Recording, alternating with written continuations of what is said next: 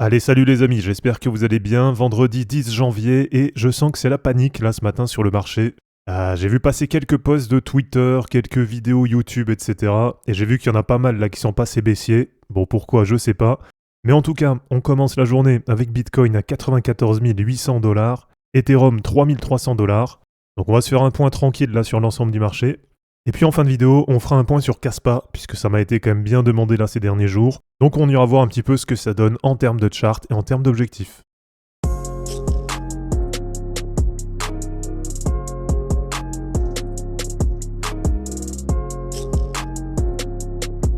Bon, comme je vous dis, j'en ai entendu pas mal là qui sont passés baissiers. Enfin, j'ai vu surtout des posts sur Twitter.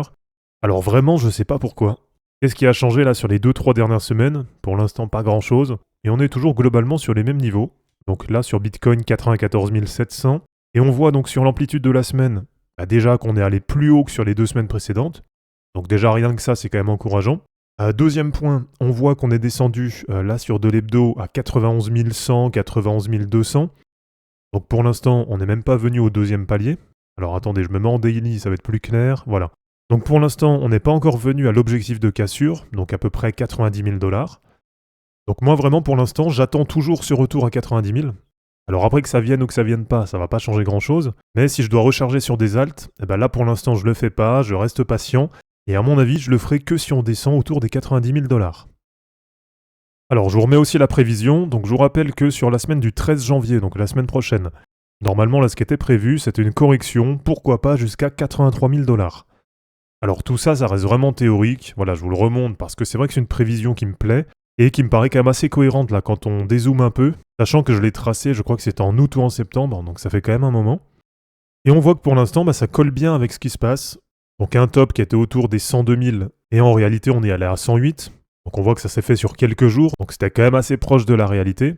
Ensuite, on voit bien que ce top à 102 000, là c'est une vraie zone de résistance qu'on a. Et donc sur la semaine prochaine, voilà, pourquoi pas sur une mèche, peut-être très rapidement, mais pourquoi pas une correction jusqu'à 83 000 $ sur Bitcoin. Et si ça vient pas à 83 000, on a ce niveau bas, donc qui correspond à peu près à 89 000, 90 000, et donc qui viendrait bien correspondre à l'objectif qu'on a défini, donc suite à la cassure baissière du canal ascendant.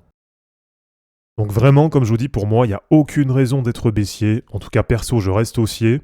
Perso, j'ai pas du tout changé mes convictions sur le marché. Et comme je vous l'ai montré, je crois que c'était hier ou avant-hier, je trouve que pour l'instant, tout est plutôt bien orienté. Voilà, regardez, quand on dézoome, là franchement, il n'y a rien qui nous dit qu'on est baissier.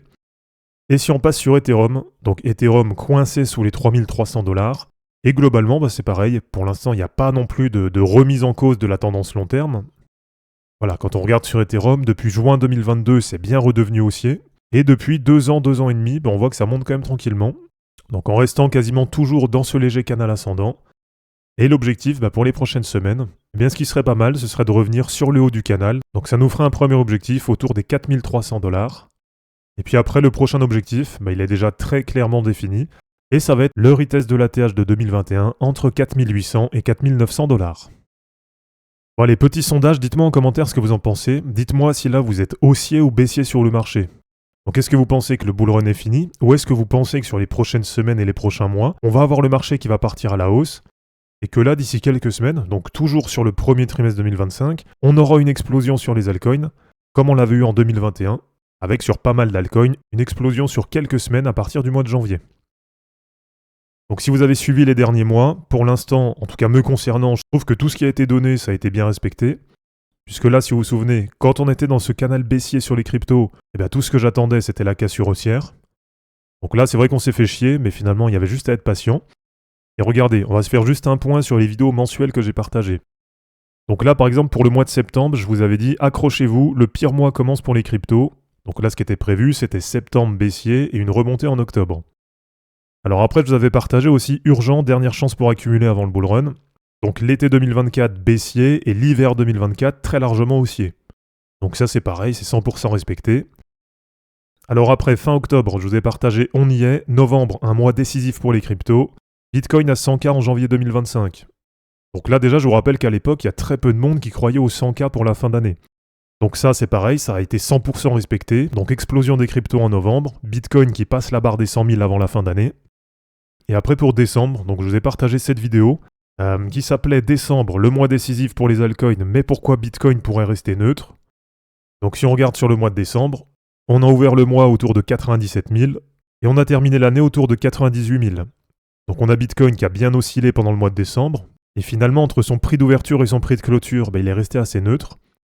Et sur les dernières semaines, on a quand même eu très largement une surperformance de la part des alts, puisqu'on a eu une grosse baisse sur la BTC dominance. Donc voilà, pour l'instant, franchement les amis, tout se passe correctement. Pour moi, il n'y a aucune remise en cause de la dynamique haussière. Et là, perso, pour l'instant, j'ai pas prévu de reprendre de TP sur d'autres cryptos. Et comme je vous l'ai partagé il y a 2 jours, eh bien je vous l'ai dit, février s'annonce explosif. Donc là, sur janvier, en attente de l'investiture de Trump, etc., je pense qu'il ne faut pas s'attendre à grand-chose. Mais à partir du mois de février, je pense vraiment que ça va repartir et qu'on ira chercher un point haut sur le marché, donc comme je vous l'ai partagé plusieurs fois, sur une période étendue entre mars 2025 et fin mai 2025. Alors, je vais vous repartager aussi 2-3 charts là que j'ai postés sur Twitter.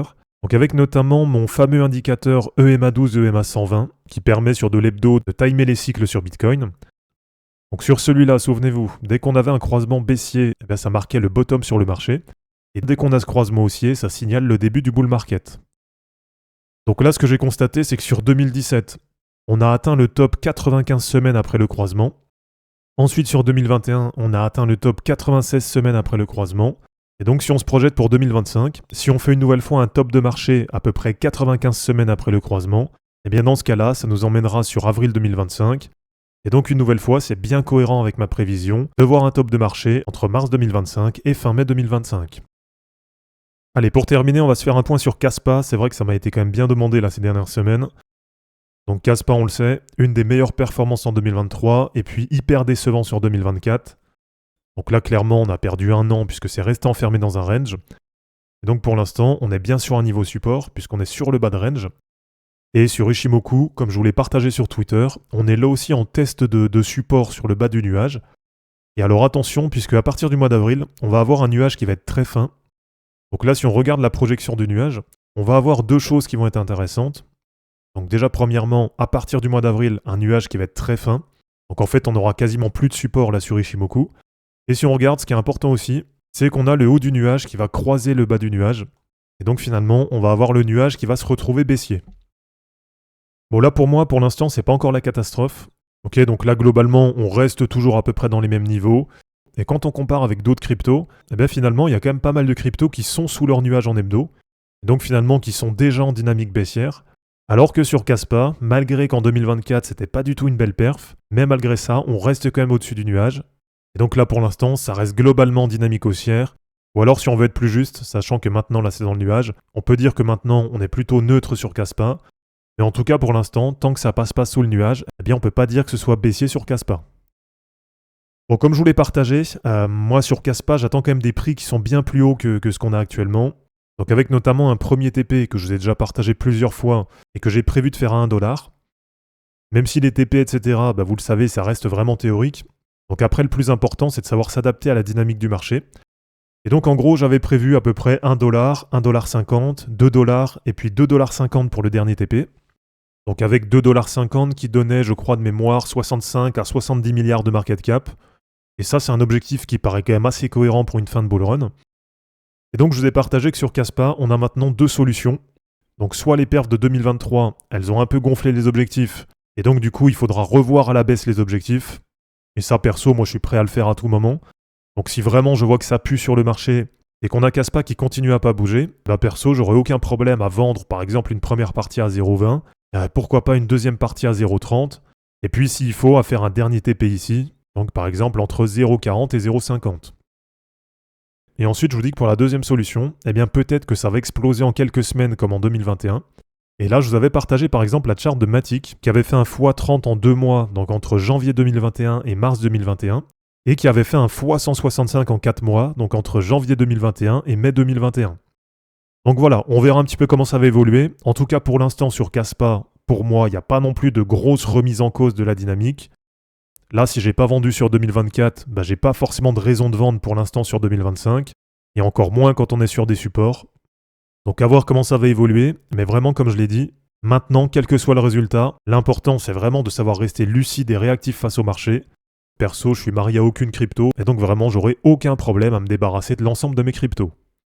Donc voilà les amis, c'est terminé pour cette vidéo d'analyse technique sur les cryptos. J'espère en tout cas que ça vous aura plu.